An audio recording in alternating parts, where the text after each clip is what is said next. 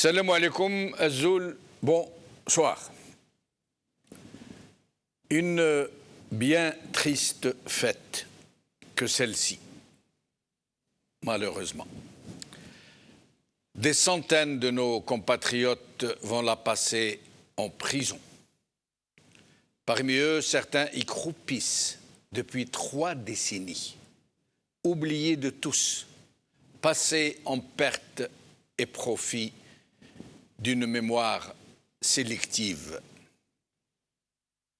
D'autres, parmi les Algériens, qui se comptent par millions, ne pourront pas faire entrer la joie dans leur foyer, puisque ce rite du sacrifice est devenu malheureusement celui de la ripaille, de la bombance et de la concurrence à qui exhibera le plus gros bélier, dont le prix représente en moyenne 2 fois le SMIC.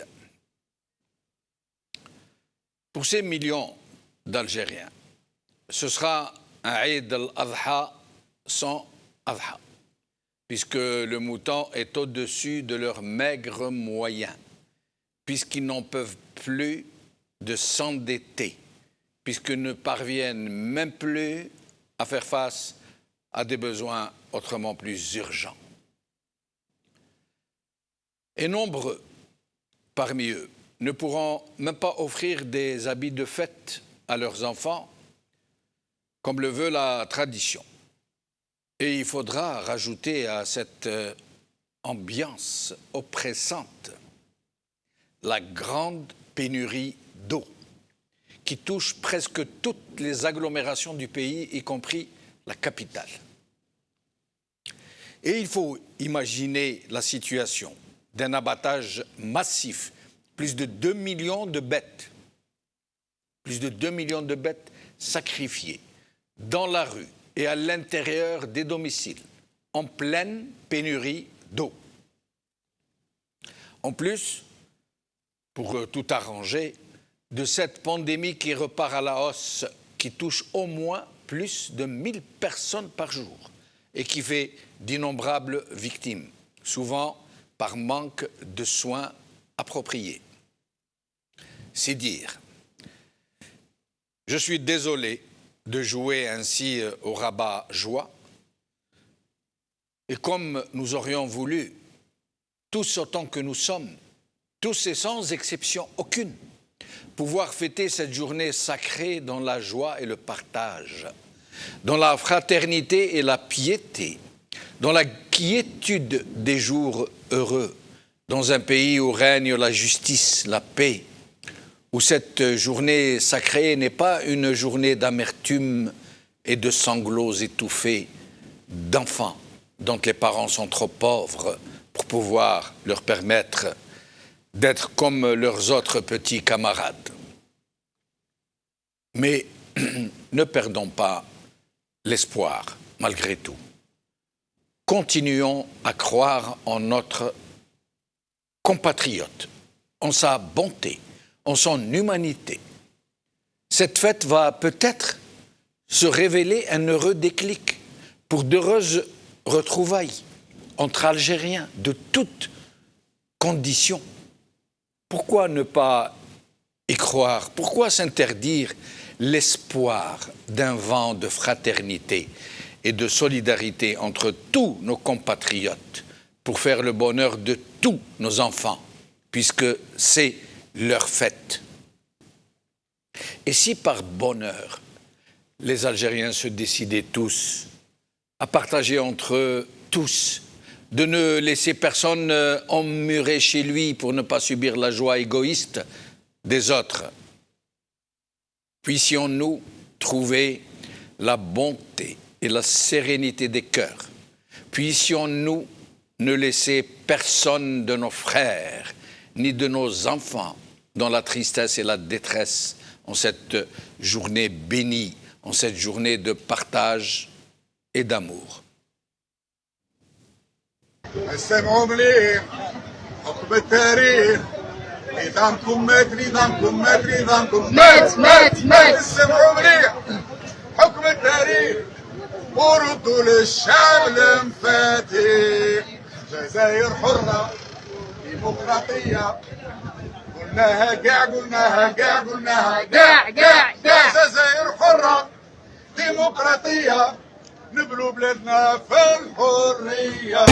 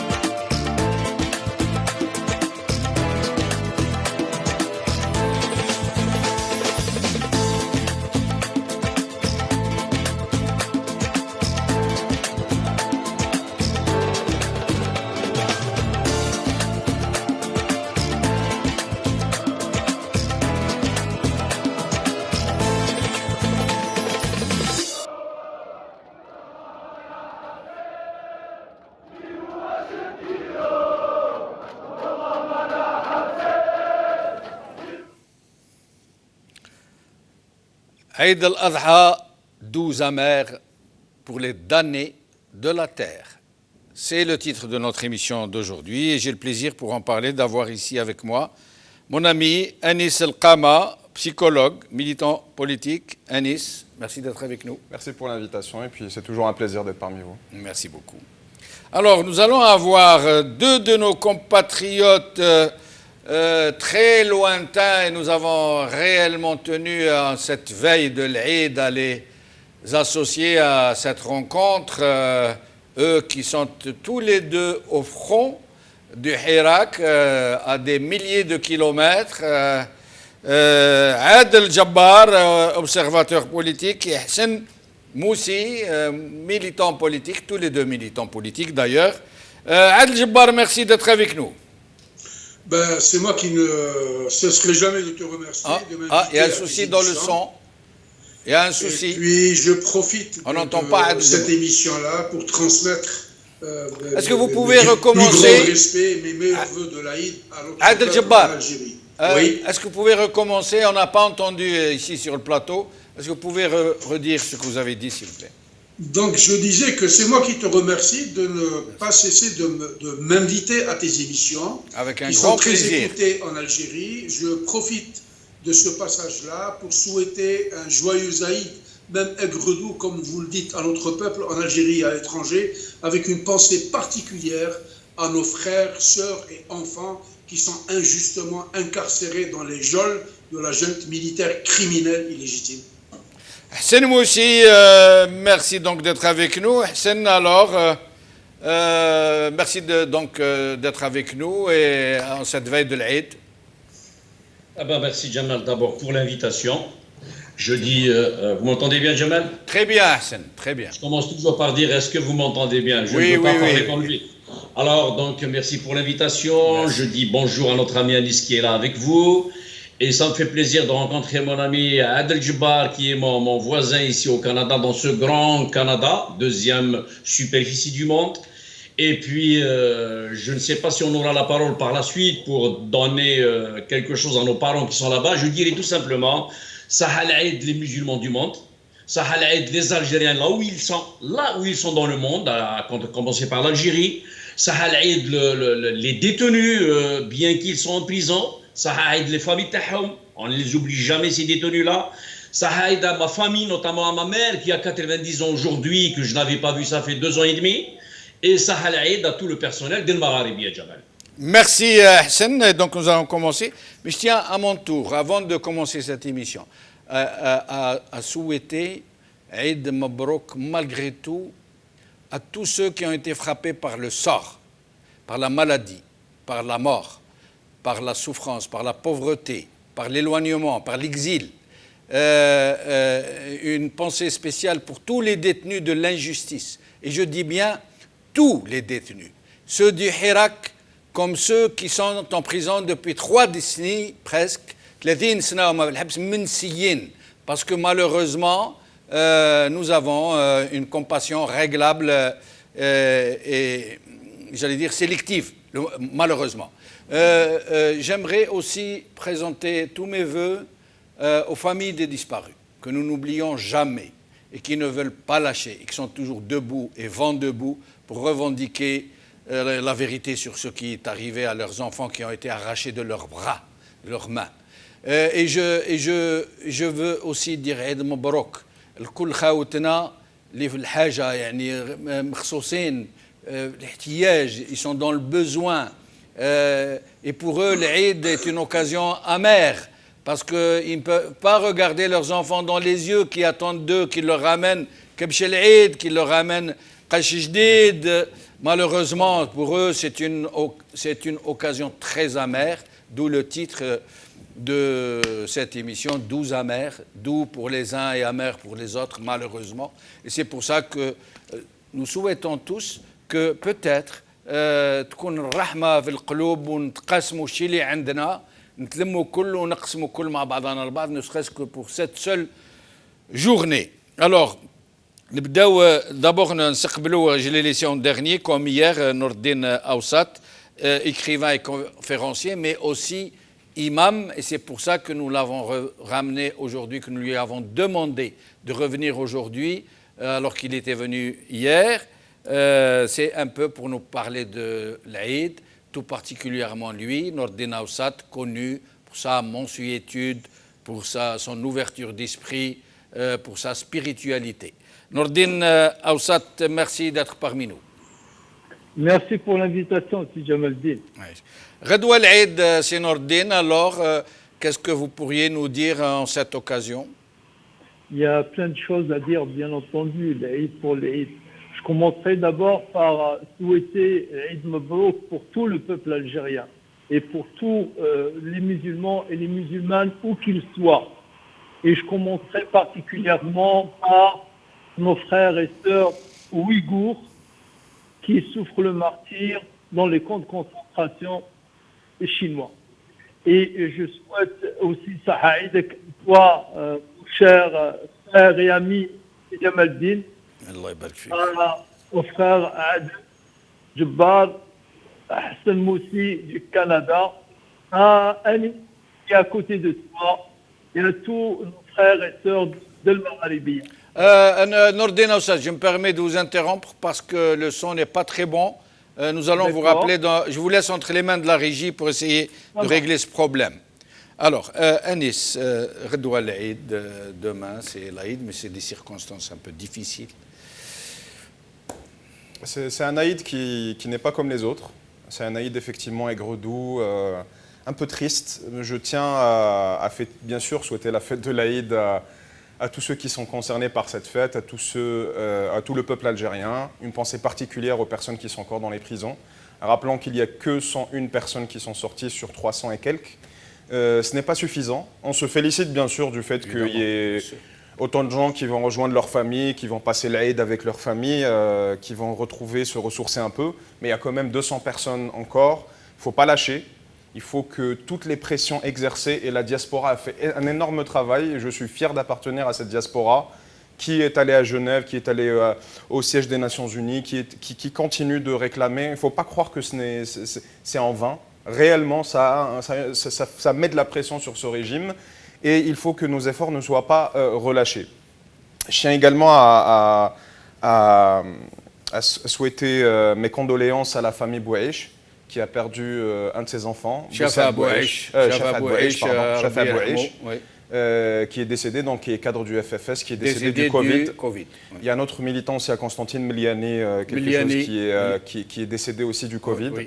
Donc tout cela, tout cela nous rappelle que la maladie est très présente dans des conditions difficiles, de absolument. Oui. Des médecins qui sont là, qui vraiment ils sont au front, ils mettent la sonnette d'alarme, ils disent qu'ils n'en peuvent plus, ils disent que ils n'ont pas de moyens. Donc si on parle de la Tunisie, il faut aussi parler de l'Algérie. En Tunisie, vu qu'il y a des espaces démocratiques et une certaine transparence dans le fait de parler de ces choses-là, on en parle, mais je vous assure qu'en Algérie, c'est pas mieux. On a peut-être un peu plus d'oxygène, peut-être certains moyens que n'ont pas nos frères tunisiens, et c'est avec bien sûr bonheur qu'on les aide. Mais la situation est vraiment difficile en Algérie. J'appelle tout le monde à vraiment mettre la bavette, mettre les masques, respecter les gestes barrières parce qu'il y a des gens qui meurent en ce moment. Et je suis très attristé de tous ces décès-là qu'on voit sur les réseaux sociaux. Et voilà. Il faut quand même essayer de passer ce Eid-là en famille, d'essayer de se ressourcer parce qu'on en a besoin pour le combat aussi. On a besoin de se retrouver avec les siens. Que cette fête soit sous le signe du partage, de la solidarité. Il ne faut pas oublier les pauvres. Toutes ces fêtes-là sont faites normalement pour nous rappeler que nous sommes communauté, que nous devons faire communauté. Et s'il y a bien le message de Dieu qu'il faut vraiment se rappeler dans cette période-là, c'est le message de miséricorde, de shafaqa, de l'ukhuwa, de husn al-jiwar, et d'être ensemble et de ne pas oublier la personne qui n'a pas à manger, parce que vraiment, il y en a qui n'ont pas à manger pendant cette fête-là. À plus forte raison à Nice, que parmi ces pauvres dont vous parlez, ces gens démunis, désormais, c'est récent pour eux. Oui, ces gens, il y a des millions d'Algériens qui ont basculé dans la précarité. Il y a une paupérisation qui est très forte et très rapide. Oui. Et des personnes qui étaient, comme on en parlait tout à l'heure, de la classe moyenne, se retrouvent pauvres, se retrouvent sans le sou. C'est aussi à cause de la mauvaise gestion du Covid, mais pas que, c'est à cause de la mauvaise gestion globale de ces dernières années. Et la nouvelle Algérie ne présage malheureusement rien de beau au niveau économique ou de la création de l'emploi. On patine, tout cela parce que c'est géré par des personnes qui ne sont pas formées pour la gestion, c'est-à-dire des militaires de formation et de carrière. Et ça ne peut pas continuer comme ça. De toute façon, il faut qu'on reprenne notre souffle pendant cette fête-là, qu'on essaye de se rassembler, qu'on essaye de reprendre nos esprits pour pouvoir continuer à affronter ce régime, parce que c'est une question existentielle pour notre pays. Et on a beaucoup de défis à relever ensemble. Vous parlez des militaires. Tout à l'heure, quelqu'un m'a dit quelque chose qui m'a fait sourire, mais un sourire doux amer aussi. Ouais. Il m'a dit, tu sais pourquoi il ne faut pas accepter les militaires à la tête d'un pays? Je lui dis non, je sais, oui, parce que ce n'est pas leur rôle, parce qu'ils seront tentés d'user de la force et du pouvoir pour faire ce qu'ils veulent. Il m'a dit non, c'est pire que ça. Je lui dis quoi? Il me dit parce qu'un militaire, il ne sait faire que deux choses: obéir et donner des ordres. Ouais, voilà. Alors quand c'est lui qui donne que des ordres et qui n'a personne au-dessus de lui à qui il doit obéir, il abuse toujours et il donne des ordres pour en profiter lui-même.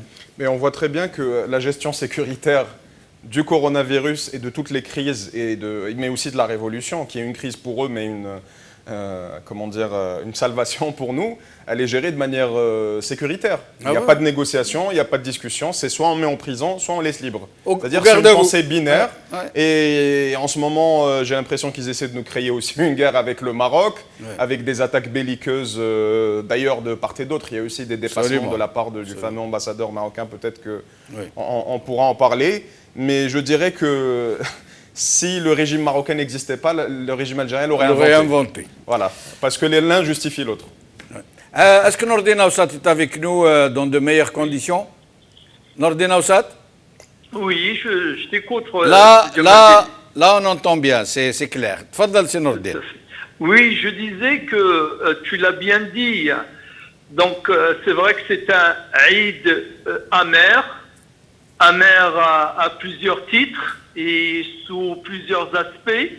Rien que le fait que malheureusement l'Algérien, quand bien même il travaille, il est salarié, il a un emploi, il n'a pas la possibilité d'acheter ce mouton pour faire plaisir à sa famille et aussi, disons, accomplir ce rite qui est ô combien spirituel et plein de sens. Ça, c'est le premier, je dirais, signe de cette amertume qu'on ressent. Aussi amer parce que c'est la deuxième année qu'on le passe, voire même la troisième, qu'on le passe sous le hirak, un hirak qui est porteur d'espoir. Et c'est là que je vais arrêter de parler de ce qui est douloureux pour parler de ce qui est, je dirais, plein d'espérance pour nous. Tu sais, si Jamaldine, la plus courte sourate du Coran, la plus courte sourate, on l'appelle sourate Al-Kawthar. Hein, c'est une sourate qui tient sur trois lignes. Elle a trois versets. Cette sourate, justement, elle nous parle de quelque chose de malheureux qui avait atteint le prophète, à savoir la perte d'un être qui lui était cher, son fils, Ibrahim. Et donc, Allah s'adresse à lui, il lui dit « Fasalli li rabbika wanhar » Prie ton Seigneur et immole le mouton, c'est-à-dire ne te laisse pas abattre par la tristesse, ne te laisse pas abattre par le chagrin et fais en sorte que cette occasion de l'Eid, cette immolation, ce sacrifice soit aussi un signe d'espérance. C'est ça le paradoxe. Faisons que ce Eid soit un Eid d'espérance, d'autant plus que le sens même, le sens basique, je dirais, le sens foncier et profond de ce Eid, c'était que Allah a fait voir à son prophète Ibrahim alayhi salam et surtout nos prophètes salam, tous les prophètes, donc il lui a fait voir dans le rêve qu'il allait ou qu'il devait sacrifier son fils. Et Allah, bien entendu, ce n'était là qu'une épreuve, ce n'était là qu'un test pour éprouver la foi de Ibrahim. La finalité, c'était bien entendu de montrer que la vie humaine, elle a de la valeur et que son fils ne sera pas sacrifié, mais à la place de ce sacrifice, il y aura un mouton. Un mouton qui va être le signe de la vie. C'est pas le signe de la mort. C'est pour cette raison qu'une bête qui est immolée, qui est sacrifiée et qui ne sert pas au partage, qui ne sert pas à aussi, je dirais, aller vers l'autre et lui faire part d'une partie de cette bête, ce n'est pas un sacrifice. Donc l'Eid, le sens même de l'Eid, il y a deux sens étymologiques. Il y a l'Aouda et l'Iyada. L'Aouda, c'est le retour. C'est quelque chose qui revient tous les ans. Justement, quand il revient dans des circonstances amères, dans des circonstances difficiles, disons désespérantes, comme celles que nous vivons aujourd'hui avec la pandémie du Covid, avec ce pouvoir assassin, avec ce pouvoir inhumain, cruel, et aussi ce Eid-là nous rappelle que quelque part, c'est une épreuve que nous allons passer, que nous allons traverser et qu'au bout de cette épreuve, il y aura la délivrance et qu'au bout de cette épreuve, il y aura l'espoir. Donc, tenons bon, sachons donner à cette fête son sens spirituel parce que bien même qu'elle soit matérialisée par l'immolation d'un mouton, mais c'est pas le mouton en soi qui est la finalité, et ça je ne le dis pas moi de mon intelligence et de ma réflexion, on a un verset carrément coranique qui nous parle de cela, où Allah nous dit « Lan yanala Allaha luhumuha wa la dima'uha » Ce ne sont pas les chairs, c'est-à-dire les viandes de ces bêtes que vous immolez, que vous sacrifiez, ni même leur sang qui va atteindre Dieu, mais c'est la piété. C'est la piété qu'il y a en vous qui sera le vecteur qui vous liera, qui vous reliera à Dieu. Et ce n'est pas cette bête, et ce n'est pas ce sang. Et c'est aussi pour cette raison qu'il est désespérant, qu'il est affligeant, qu'il est désolant de voir qu'aujourd'hui, la fête de l'Eid, c'est devenu, comme tu le disais si bien, une occasion pour la fierté, pour la concurrence, qui a la plus belle bête, la plus grande bête. Non, ce n'est pas ça le but. Le but, c'est la piété, c'est le souvenir du sacrifice, c'est le souvenir de l'espoir, c'est le souvenir de la vie humaine et c'est aussi l'occasion du partage entre nous, entre familles, entre voisins et entre tous, tous les gens dans, Inch'Allah, la joie, la piété et l'amour et la fraternité. Voilà ce que je souhaite qu'on retienne de ce Eid. Merci Nordine Aoussat. Nous vous remercions donc pour cette intervention sur l'Eid en espérant vous revoir bientôt sur ce plateau. يعطيك الصحة سي نور الدين au plaisir وعيدك مبروك إن شاء الله بالخير والهنا ليك والعائلة كامل. Merci beaucoup. Merci c'est Nord. Alors Adel Jabbar, donc un tour de micro sur l'Eid. Qu'est-ce que vous pourriez nous dire? Je pense que le professeur Nordine a tout dit. Donc moi, au-delà de la symbolique de l'Eid, de la tradition, ce que je remarque depuis quelques années, c'est la détresse de nos concitoyens, l'absolue pauvreté qui s'est installée dans une large frange de notre société. Et au-delà de la crise économique et financière que subissent avec effroi nos concitoyens, et il y a un grand malaise qui est dû, c'est un grand malaise psychologique, social et humain, dû au fait que nous vivons dans une situation des plus exécrables compte tenu de la violence que nous impose ce régime. Moi, j'ai eu la chance ou l'occasion de passer quelques fêtes du Tabaski, comme on l'appelle au Sénégal. Les Sénégalais sont beaucoup plus pauvres que nous, mais il y a, au-delà de la piété qui est commune au peuple musulman sénégalais et algérien, il y a une quiétude, il y a une paix, il y a un apaisement au sein de la société sénégalaise.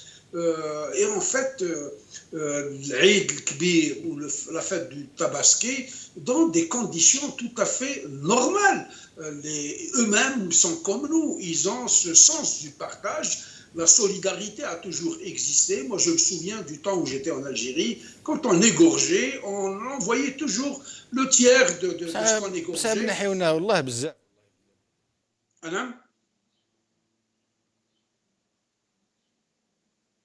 Je ne vous entends plus.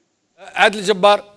Oui. Donc, c'est la solidarité. Moi, je crois encore qu'il y a une profonde solidarité entre les Algériens du même quartier, de la même famille, etc. Les retrouvailles, le pardon surtout, et la miséricorde qui s'installe entre les Algériens, fussent-ils riches ou pauvres.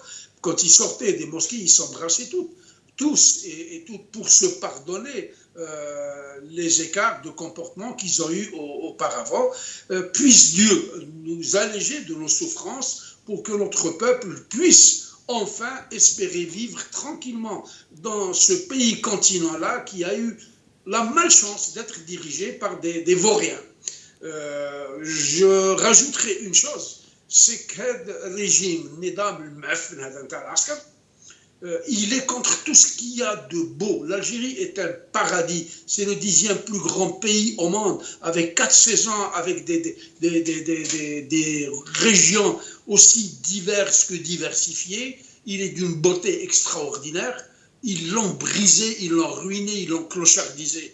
Les Algériens sont sortis le 22 février 2019 pour faire l'une des plus belles révolutions de l'humanité, la révolution la plus pacifique, la plus belle, colorée, riche avec de la poésie, avec de la musique, avec une silmia inimaginable. Ça a déplu à ces mercenaires, à ces criminels-là. Ils l'ont brimé, ils l'ont réduite à néant. Donc tout ce qu'il y a de beau ne marche pas avec eux. Et je reprendrai, pour terminer et ne pas être lent, les propos de quelqu'un qui disait « Quand ils font du mal, ils le font très bien, et quand ils font du bien, ils le font très mal. Leur métier, c'est le mal. Ils nous considèrent comme des ennemis, et la preuve en est là.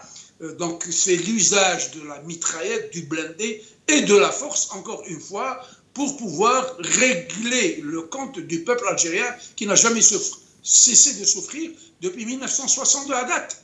Quand est-ce que ça va se terminer? Ça se terminera quand nous allons nous solidariser à nouveau comme un seul homme pour affronter cet ogre-là qui constitue le véritable et seul danger auquel est exposé notre pays, qui est face à une question existentielle. Si nous allons abdiquer, nous allons disparaître. Cela est parfaitement clair et les premiers signaux de la dislocation et de la désintégration commencent déjà à arriver. Moi, je dirais à mes frères que nous avons entamé quelque chose de merveilleux. Le 22 février 2019, nous voulions creuser un tunnel pour faire passer un train à travers la montagne. Nous avons creusé la moitié et nous nous sommes arrêtés là. La montagne restera en l'état avec un trou béant et avec beaucoup de déficit d'argent et nous n'avons pas encore achevé notre chantier, reprenant notre Hirak. Je sais que le Hirak est en nous, il n'est pas mort. C'est une idée, cette idée-là n'est pas morte. Il y a une colère, une profonde colère qui gronde dans le cœur des Algériens. Le divorce est consommé, il est sans appel. Il n'y a absolument aucun espoir de réconciliation avec ce régime criminel. Et nous allons continuer le tour de micro. Adel Jabbar, pardon de vous avoir interrompu. Hassan Moussi, sur l'Aïd, avant d'entamer d'autres questions dans l'ordre du jour. Ok, comme l'a si bien dit notre ami Adel Jabbar d'abord, et puis Dr Aoussat qui a expliqué la teneur de cette grande fête religieuse qui est l'Aïd al-Adha. Je crois que votre titre, Jamal, de cette émission d'aujourd'hui convient parfaitement, et les Algériens, je suis persuadé qu'ils ont compris et qu'ils savent apprécier ce douce amer que vous avez si bien donné à cette émission d'aujourd'hui. Moi, je dirais, d'abord, je suis profane en termes de religion, mais je vais essayer de donner mon point de vue par rapport à cette fête religieuse en 2 mots, et puis répondre à vos questions. Je dirais que oui, l'Aïd, nous le prenons comme il se doit. C'est une grande fête religieuse. Tous ceux qui sont heureux aujourd'hui dans votre doux, là, tous ceux qui sont heureux en Algérie, je parle de mes compatriotes, hein, tous ceux qui sont heureux, qui ont un excès de joie, qu'ils essayent de donner un peu à ceux qui sont malheureux, tristes et qui n'en ont pas aujourd'hui. Demain, l'Aïd. Par contre, ils ne sont pas nombreux, ces gens-là. Par contre, je suis persuadé que dans le mot amer, il y a beaucoup de gens aujourd'hui en Algérie, je dirais une majorité d'Algériens, qui sont dans un état triste, dans un état mélancolique et énervé en plus de cela. Je vais vous dire pourquoi. Triste parce qu'ils n'ont pas les moyens.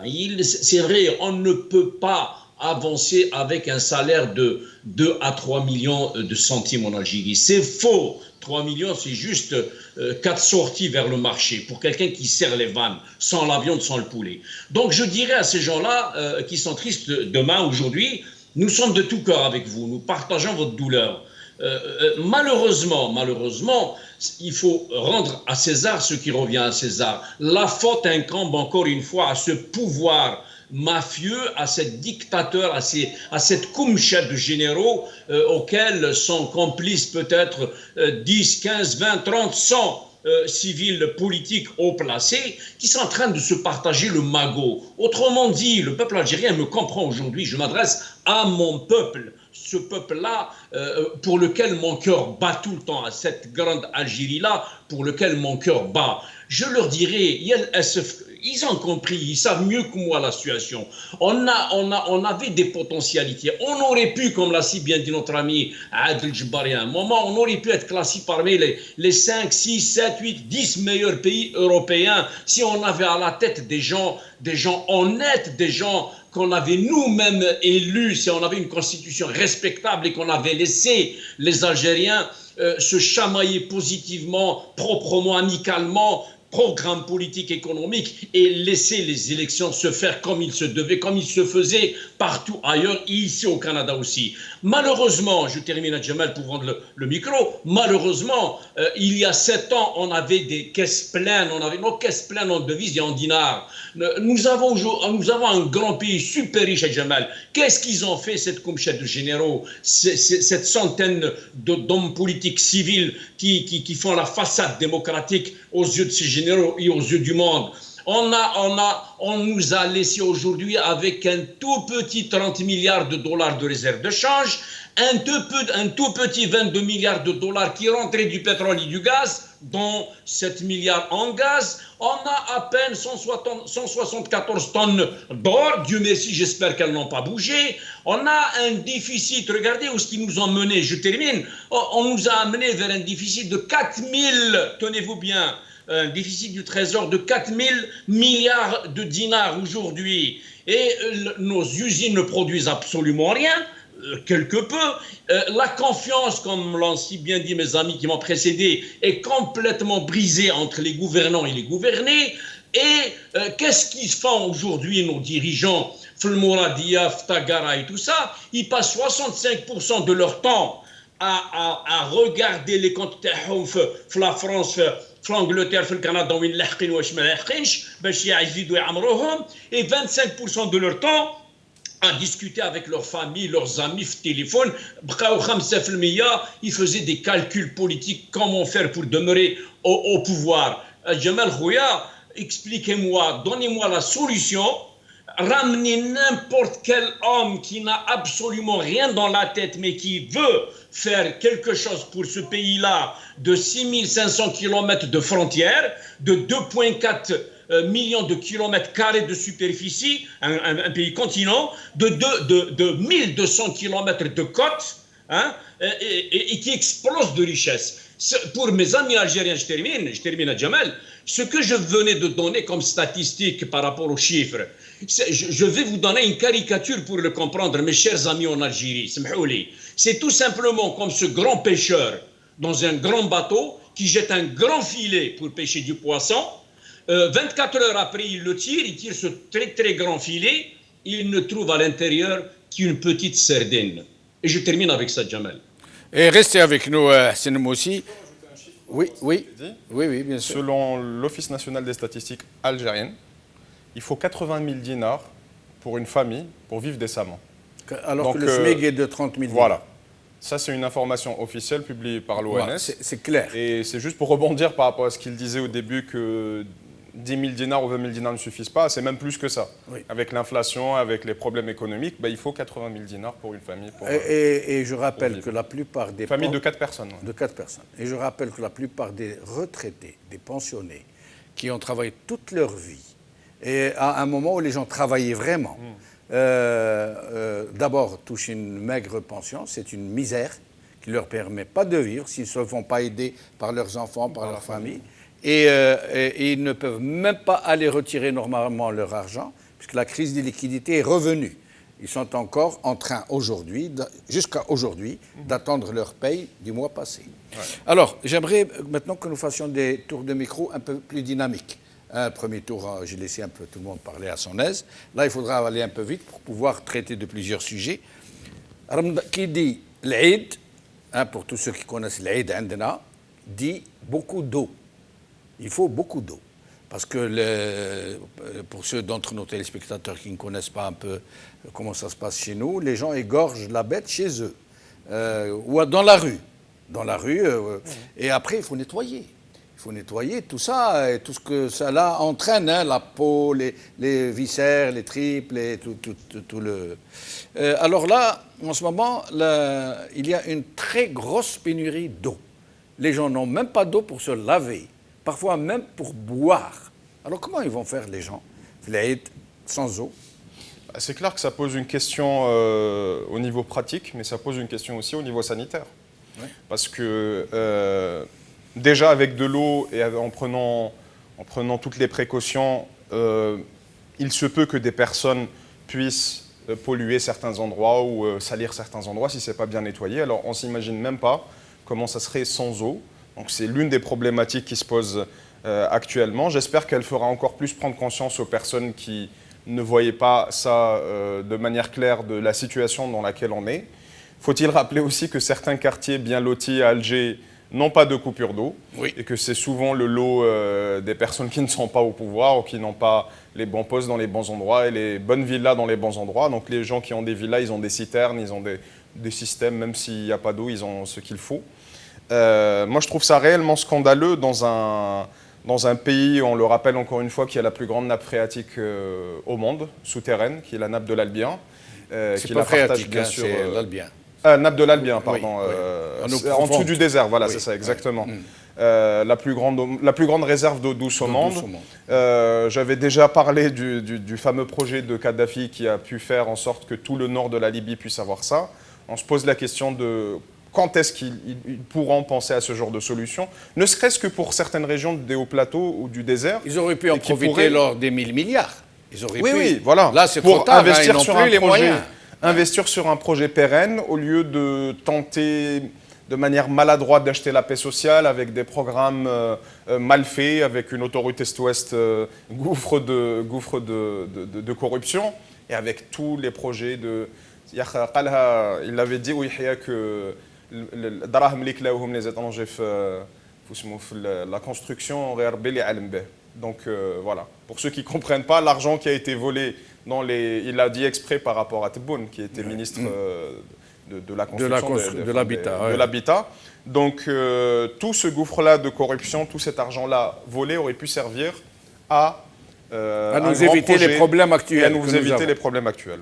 Alors, Adel Jabbar, de façon assez dynamique, pour que nous puissions te faire tourner le micro, ce problème d'eau chez nous, les gens sont épouvantés à l'idée de devoir passer l'Aïd sans eau.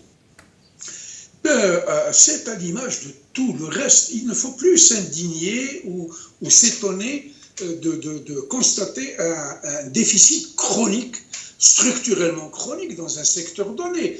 Ils ne sont pas capables de le gérer. Un beau jour, les Algériens vont se réveiller le matin et vont leur dire « Vous avez un quota d'air à respirer, puis rentrez chez vous ou allez en appeler. » C'est des incapables. Il faut qu'on le comprenne une fois pour toutes. Le problème de l'eau, c'est tout le temps posé en Algérie.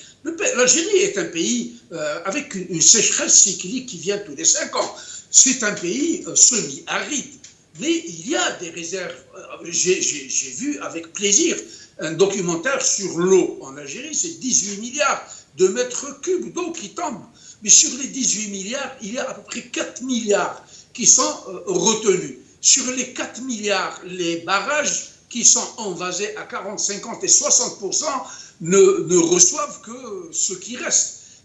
L'agriculture n'est pas grosse consommatrice par rapport aux quantités énormes d'eau qui tombent. Les Algériens ont besoin, semble-t-il, de 2 ou de 2,2 milliards de mètres cubes. Ils ont soif, ces gens-là. Pourquoi? Parce qu'il y a une très mauvaise gestion. Le Jazair, vous la donnez à n'importe quel gouvernant du monde, ils en feront un paradis terrestre en l'espace de 20 ans, avec un plan de Marshall de 100 milliards, 150 milliards de dollars. Le Jazair, l'Algérie n'a besoin de ne rien importer. Vous savez, les populations du Sud auraient pu vivre comme celles qui vivent au Nevada ou en Californie, avec des villas de 1000 mètres carrés, jardins et piscines. On n'a pas besoin les climatiseurs. Le problème de la climatisation ou du chauffage ne se posera pas. Le problème de l'eau chaude ou de l'eau froide ne se posera pas. On se souvient tous du coup de Jarnac qui nous a été fait par l'ex-ministre en fuite actuellement, Chakib Khalil, sur le projet Desertec, qui a été ensuite raflé par les Marocains. L'Algérie aurait pu développer une énergie propre, extraordinaire, pour pouvoir faire de l'exportation et permettre aux Algériens d'avoir de la climatisation, d'avoir de l'eau et d'avoir du chauffage éventuel. Mais c'est des gamblers. Je les imagine en face des machines à sous au Nevada, à Las Vegas, en train de dépenser un argent qui ne leur appartient. C'est des qamarji. Vous leur donnez n'importe quoi, ils vous mettront en ruine. La seule chose qu'ils ne feront jamais, c'est de se mettre en faillite, parce qu'ils mettent la main dans la besace, ils prennent le téléphone, ils appellent, ils demandent encore à ce qu'on imprime du papier hygiénique de mauvaise qualité pour le dépenser, sans absolument aucune reddition des comptes, aucune imputabilité. Le problème est un problème de contrôle. C'est des gens, c'est une mafia. Il faut qu'on le comprenne une fois pour toutes. Une mafia qui échappe à toute éthique, à toute norme, à toute forme de contrôle. Et nous allons... Oui, finissez votre phrase.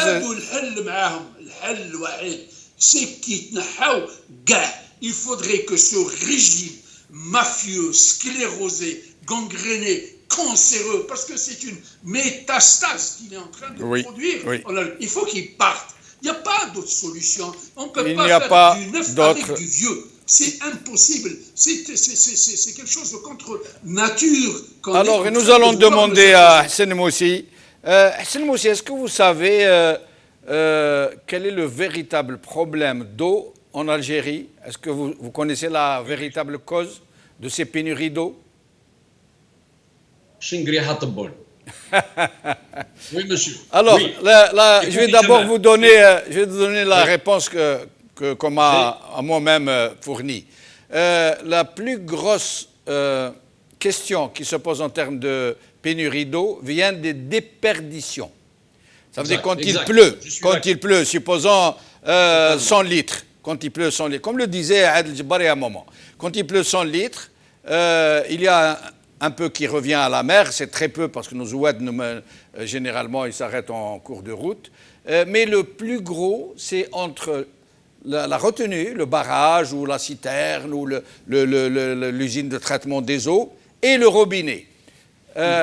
Toutes les canalisations algériennes qui datent pour la plupart du colonialisme sont perforées, usées, et celles qui sont récentes, elles ont été bâclées. Ça veut dire que c'est des marchés trafiqués. Il y a même des canalisations qui ont pété au bout de 15-20 jours parce que les marchés étaient truqués. Et il y a, dit-on, au moins 60% de l'eau qui n'arrive pas au robinet et qui part à travers les fuites. Et je vous laisse nous donner votre avis sur cette pénurie d'eau pendant cette journée de l'Aïd. Ça va être vraiment problématique. Ça va être très difficile. On avait parlé, vous et moi, Jamal, ça remonte à une année quand un monsieur est tombé dans un puits du côté de Constantine. Oui. Il a fallu si là, je crois. Quelque chose comme ça, oui.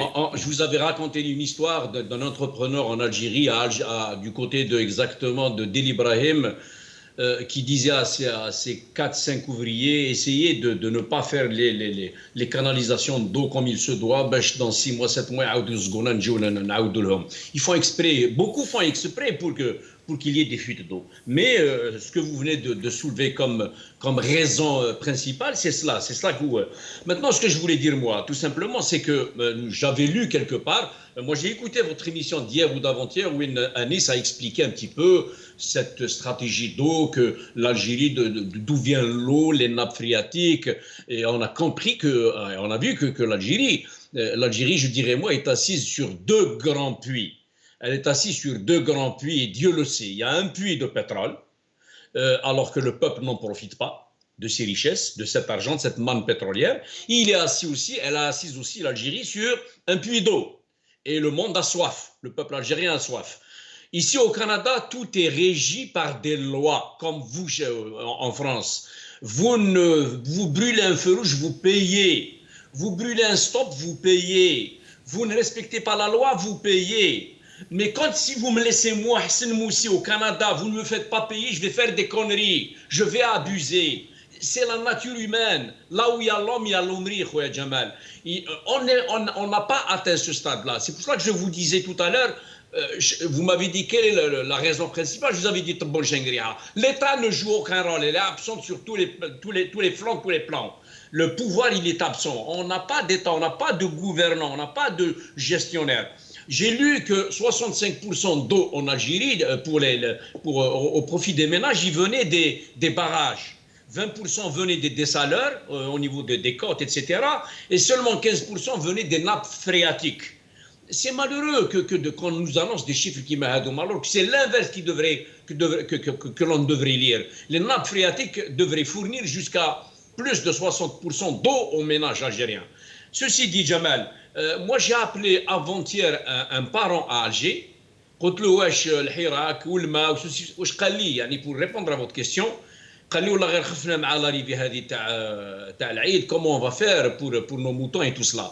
حنايا ici au Canada on faisait jusqu'à 200 km pour aller égorger notre mouton dans un abattoir et le ramener coupé en morceaux. Vous n'avez pas le droit de le ramener chez vous à la maison. On fait 200 km pour le faire. Le gouvernement canadien nous a imposé cette loi allez-y dehors, dans mon abattoir, vous avez l'eau, des bouchers, des coupeurs, des égorgeurs, tout ce que vous voulez. C'est pareil dans tout l'Occident, en Allemagne, en France, en Espagne, en Italie. Sauf en Algérie, Jamal, sauf en Algérie. Alors, mon parent me disait, si vous regardez du 3e étage de Didouche Mourad ou là de Zerrout Youssef ou là du boulevard Amiroche, en ce moment, vous voyez des citernes défiler à la place du Hirak. Voilà où c'est que Chingriha nous a menés avec Taboun. Donc, mon ami Jamal, c'est malheureux de le dire, on a fait de ce pays-là un pays sans foi ni loi, par la faute de ses pouvoirs successifs. Et je me permets de vous interrompre, nous devons aller vite maintenant. Alors, maximum 2 minutes par tour de micro, par intervention. Sinon, je me permettrai de vous interrompre. Je n'aime pas interrompre. Alors, une question avant de passer au Covid. Et si demain, en Algérie, on se met devant les faits, on se dit c'est pas possible de continuer comme ça, laisser les gens sacrifier leurs bêtes chacun chez soi, qui dans sa baignoire, qui dans sa courette, qui dans son balcon.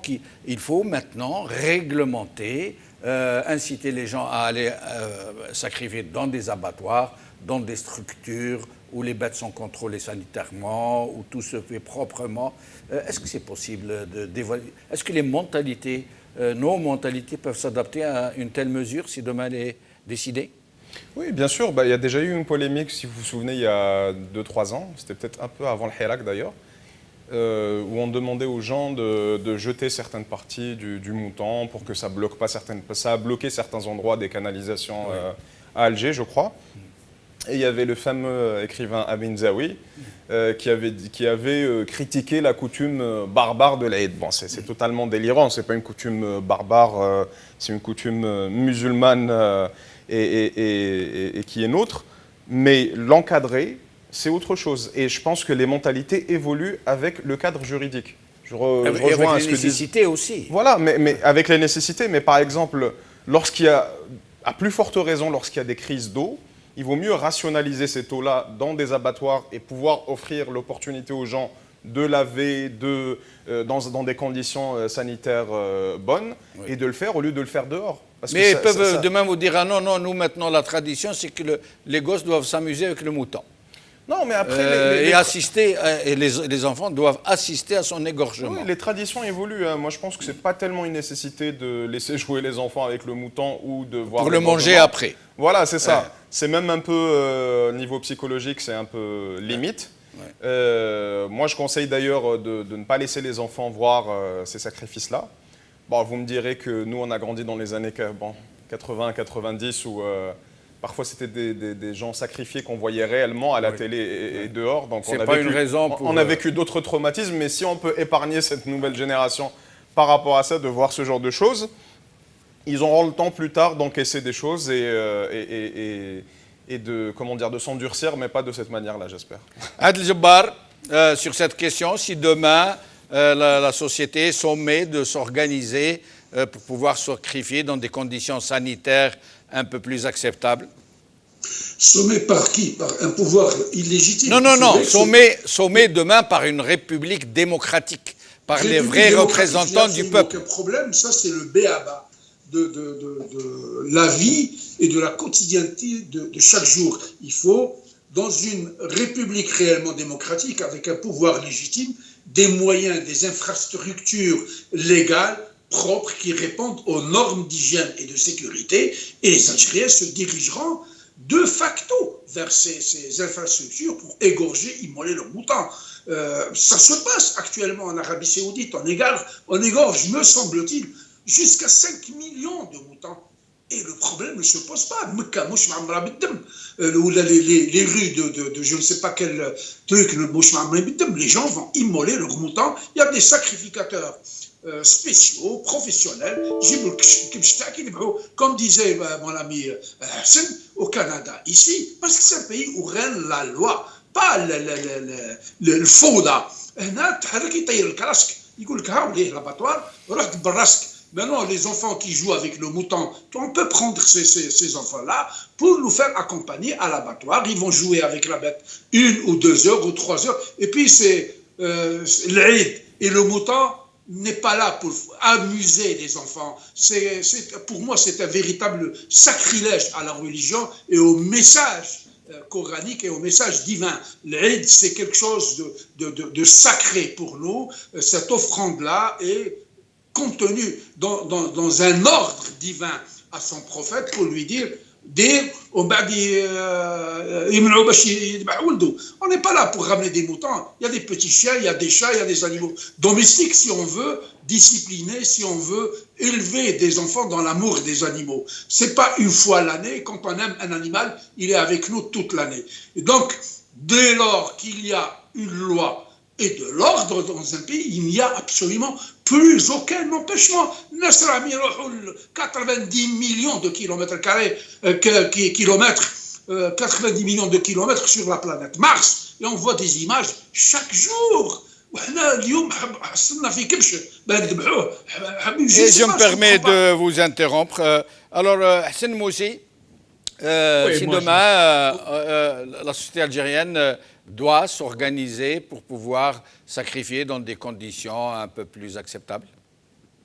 Dans un cadre légitime, aucun problème. Les mentalités évoluent, le monde évolue, les mentalités évoluent. L'Algérien n'est pas différent du Canadien, du Suisse ou du Belge. L'Algérien est évolué, il sait ce qu'il fait, il obéit, il applique la loi. Quand il y a la loi, quand la loi est au-dessus de tous, l'Algérien ne s'isole pas, ne s'exclut pas. Bien sûr que, comme l'a si bien dit notre ami Anis tout à l'heure, pour préserver l'eau de la maison, pour préserver l'hygiène à la maison, pour préserver la propreté, etc. Et qu'on nous fasse des centres où aller égorger, à Alger, une dizaine de centres, à El Haraj, 2-3 centres. Dans les villages, rien du tout, on peut le faire dans notre cour, il n'y a pas de problème.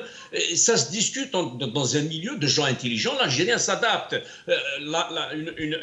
Un exemple frappant, pourquoi va-t-on voter ?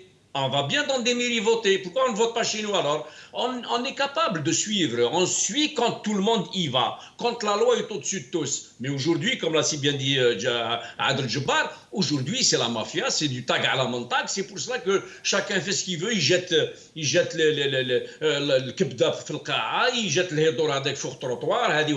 Moi j'appelle justement au passage Jamal, s'il te plaît, moi j'appelle mes amis algériens de faire attention. Ramassez vos trucs là, mettre-le sur les trottoirs, ou ceci ou cela. Oui, je sais que vous avez un problème d'eau, mais faites en sorte que d'éviter avec c'est de la maladie en plus du Covid, le corona, la typhoïde ou évitons cela, ramassons nos déchets en attendant qu'il y ait une institution démocratique, un pays démocratique. Et restez avec nous, Hassan Moussi, restez avec nous. Alors, le Covid est de retour, mais très fort, plus de 1000, il a passé le cap, nous dit-on, de 1100. Et des dizaines de morts. On ne connaît pas le vrai chiffre parce que les autorités ne sont pas sérieuses, peut-être ne le connaissent-elles pas elles-mêmes, avec des moyens dérisoires, pénurie d'oxygène, pénurie de lits de réanimation, de respirateurs, etc.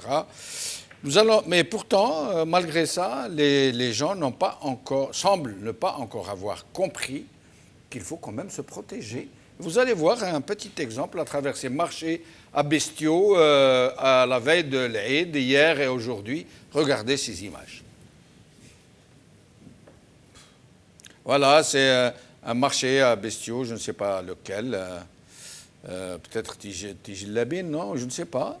Vous voyez, hein, c'est une marée humaine sans protection, serrés les uns. Là, c'est un autre marché. Est-ce qu'il y a d'autres images? Voilà. Il y a même une vidéo, il me semble. Hein? Alors là, c'est une vidéo à côté d'un centre de Covid. Hein? Voilà. رسالة نوجهها إلى السيد رئيس البلدية، السيد رئيس الدائرة، السيد الوالي. كما راك تشوفوا أخي المواطن، المسبح الشبه أولمبي راه في الجهة المقابلة. الثانوية والمتقنة راه مع الجهة اليسرى. مجمع سكني على الجهة اليمنى. متابعة أشخاص كوفيد راه مول المسبح مليح. يعني التساؤل يبقى مطروح، كيفاش يجي جزء المواطن في ظروف كيما هذه؟ وشكرا. نطلب تدخل من السيد الوالي في أقرب الأجل، وشكرا.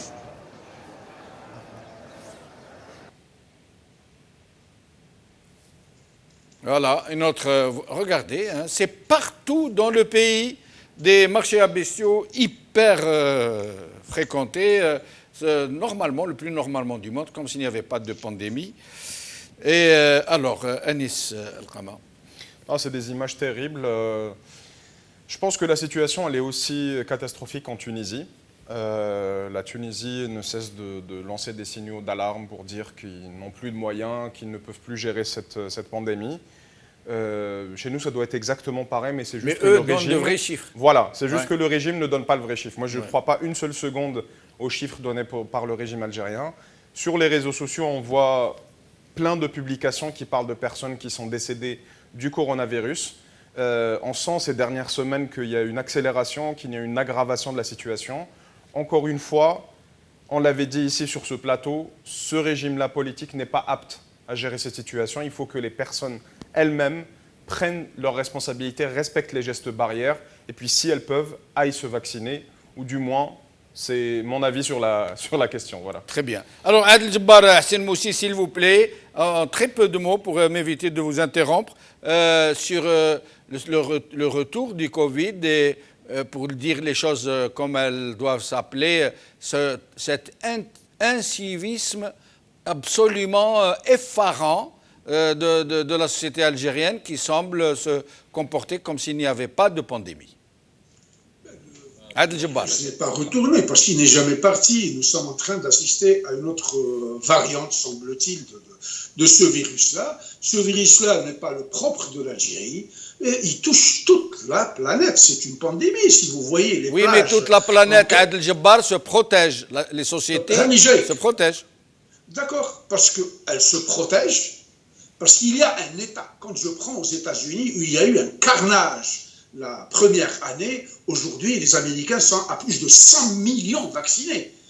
Les moyens existent, les hôpitaux, les infrastructures hospitalières sont là. Ils ont des hôpitaux, ils ont des moyens, ils ont des médecins, ils ont des masques, ils ont de l'eau, ils ont absolument tout. Avec une pédagogie permanente, un message destiné aux populations récalcitrantes par rapport aux vaccins ou pas, ou qui font dans l'oubli, pour leur dire le virus est encore là, apprenez à vivre avec lui. En Algérie, c'est la déshérence totale. C'est un pays qui n'a pas fabriqué ses masques, il les importe. Et on voyait comment le Jarrad et son gouvernement allaient comme un troupeau attendre un Iliochine ou un Hercule C-130 ramener des masques de Chine. Et les gens ne faisaient qu'applaudir, etc. Mais raison de plus, Adel Jabbar, raison de plus. Dans ce cas de carence des pouvoirs publics, nous devrions donc nous compenser cette absence de l'État par une auto-organisation. Définitivement, je suis entièrement d'accord. Aujourd'hui, ceux qui ont ou qui peuvent adresser un message d'éveil, ce sont les imams des mosquées. Or, les imams des mosquées reçoivent des feuilles pour dire attention, ils ne parlent pas de Covid, ils parlent de notre les Algériens, dans leur immense majorité, vivent comment dirais-je, une promiscuité sociale et extraordinaire. Ils sont à 10 dans des appartements. Vous ne pouvez pas les confiner, vous ne pouvez pas organiser une société qui vit dans la promiscuité, dans la pauvreté, etc. Et les Algériens, c'est peut-être par dépit, par désespoir qu'ils sont en train de réagir comme ça. Parce que les gens qui leur parlent, ils ne les écoutent même pas. Je vous dis, si demain, il y avait des gens qui étaient élus, choisis par le peuple exécutera sans faillir les instructions de ses dirigeants. Alors, Hassan Moussi, sur cette absence de civisme sanitaire et de cette pandémie qui semble reflamber encore une fois. Moi, je donnerais 4 points tout simplement. Je dirais, les autorités algériennes n'ont pas mis les moyens à la disposition des scientifiques et des imams pour expliquer la gravité de cette pandémie, et depuis son lancement de la pandémie, depuis 2019. De 2, je dirais, nous n'avons pas su la gérer par les autorités toujours. De 3, il y a un déficit sur le plan des vaccinations. On n'a pas ramené suffisamment de vaccins. On est les derniers sur la planète, pratiquement. plus le doute à venir vacciner par les gens. Donc il y a une désorganisation. Et je mettrai tout cela sur le dos de la politique. On a géré politiquement cette crise pandémique depuis son lancement par rapport au Hirak. Vous avez compris mon message. Et je termine avec ça, Jamal. Écoutez bien, je la lance à Tobon et à Shangri-Ha, je le dirai. Au Canada, nous sommes à 75% de vaccinés doublement, de doses. Et on a mis, pour attirer les 25% restants, on a mis une dizaine de billets, de tickets de loto d'1 million de dollars pour l'ensemble des vaccinés et pour ceux qui viendraient parce que tu ne serais admis au loto de 1 million de dollars si jamais tu as fait tes 2 vaccins. C'est une condition, il faut faire les 2 vaccins pour être admissible à acheter un billet de loto. Eh ben c'est clair. On voit toute la différence parce qu'en Algérie, c'est le contraire qui se passe. Non seulement ils ne vaccinent pas, mais ils prennent la décision de faire vacciner par la force, obligatoirement. Et vous avez la note de service. Ce n'est même pas un arrêté wilayal, c'est une note de service à Nice, signée par le Wali de Tindouf. Je suis assez étonné de voir cette note. Et qu'est-ce qu'il est dit alors? Le Wali qui décide. أطلب منكم حث كل الموظفين والعمال التابعين لقطاعكم لا إجبارية التلقيح donc l'obligation de la vaccination. إجبارية, voilà, c'est pour tout le personnel de l'administration. À voir ça, on croirait qu'on vit dans un État fédéral, que l'Algérie est un État fédéral. Alors qu'un wali n'a pas le droit de légiférer. Un wali n'a normalement pas le droit de légiférer. C'est pas la première fois que je vois ce genre de choses, des décisions prises à l'emporte-pièce. Mais il est à Tindouf, il peut faire ce qu'il veut. Bah, c'est triste. Alors, sur la grâce ou la clémence, parce qu'ils ont utilisé ce terme, la clémence présidentielle, ils ont décidé donc d'élargir certains des détenus d'opinion et des détenus politiques. Ils en ont libéré 101. Ils ont commencé à les libérer à partir du 14 juillet. D'ailleurs, on se demande pourquoi. 14 juillet, normalement c'est une fête nationale française. Le 5 juillet, la fête nationale algérienne, ils en ont libéré que 18. Mais dans le même temps qu'ils libèrent, ils sont en train d'arrêter d'autres gens. Exactement. J'en veux pour preuve Adel Sayed, notre confrère journaliste, qui a été condamné par contumace alors qu'il se trouvait à Tébessa. Ils pouvaient très bien le convoquer. Ils ne l'ont pas convoqué. Ils l'ont condamné par défaut ou par contumace ou je ne sais quoi, à 2 ans de prison ferme. Et tout aussitôt, son employeur l'a licencié ou l'a suspendu. C'est pour donner un exemple. Et donc, sur ces mesures de grâce ou de clémence, comme ils disent. Alors déjà, il est très grave d'utiliser le terme Ra'fa, clémence. Oui, clémence. Parce que ça fait un peu grand prince qui excuse des personnes. Ce n'est pas des délinquants de droit commun. Ils n'ont rien volé. Au contraire, ils ont voulu juger des voleurs. Ils ont voulu dégager des voleurs. C'est vraiment le monde à l'envers. C'est les personnes qui devraient être jugées et qui ont fait partie de cette mafia-là qui accorde une grâce. Pour nous, comme on dit en algérois, blamziyithum, c'est-à-dire ils n'avaient rien à faire dans les prisons. Tous ceux qui restent dans les prisons y sont de manière arbitraire. La décision elle-même est arbitraire. Pourquoi 101? Pourquoi pas 110? Pourquoi pas 200? On ne comprend pas. Je pense que c'est fait exprès pour donner un demi-signe d'ouverture à l'étranger parce que, comme je vous l'ai dit tout à l'heure, il y a une pression de la part des instances internationales. Michelle Bachelet, c'est l'organisme qu'elle gère à l'intérieur de l'ONU des droits de l'homme se sont encore exprimés récemment.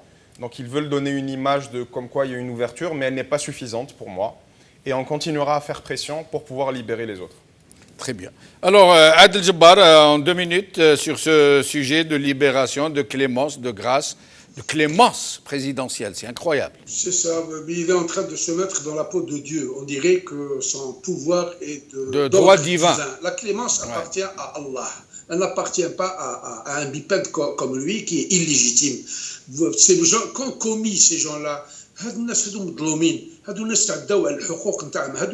ont exprimé une douleur, ils ont émis une opinion politique, ils sont libres. Leur constitution le permet, l'autorise et l'encourage.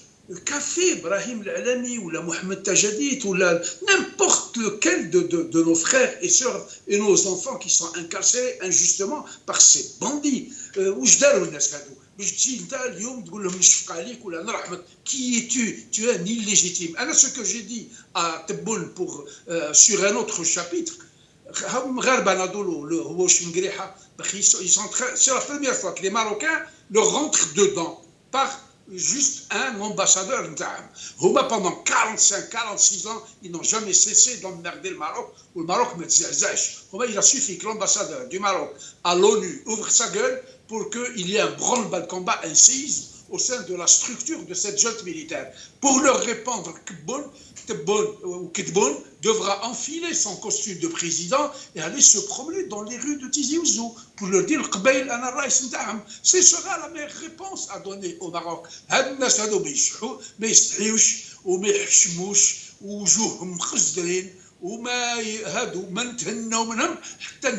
Comme a dit le jeune qui mérite, selon moi, un prix Nobel, celui qui a inventé le slogan de une dictature, elle ne sait pas convaincre. Elle n'est là que pour la contrainte. Elle ne sait que contraindre. Donc la meilleure réponse à lui opposer, c'est de la combattre jusqu'à la faire disparaître définitivement, nous entiper et être dans un pays libre et apaisé. Hassan Moussi, oui. Moi, je dirais tout simplement, l'Algérie a signé toutes les chartes internationales des droits de l'homme et des libertés que le pouvoir algérien n'applique pas. L'Algérie dispose de toutes les richesses du monde. Le peuple n'en profite pas. Tous les pays du monde s'occupent de leur diaspora. L'Algérie les exclut. 8 millions d'Algériens en bras.